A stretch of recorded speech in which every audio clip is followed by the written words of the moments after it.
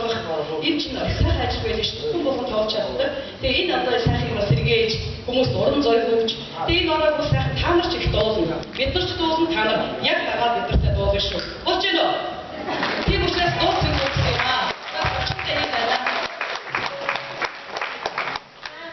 Тэгээд манай хэвчээ байгууллагын одоо ивент хийжингүй зохион байгуулсан ажил манай Дорногор аймгийн эмэгтэй удирдлагатай байгууллагын дарганы ач холбогдлогч хамт олно зохион байгуулалтанд оруулж явуулсан их талархаж байна.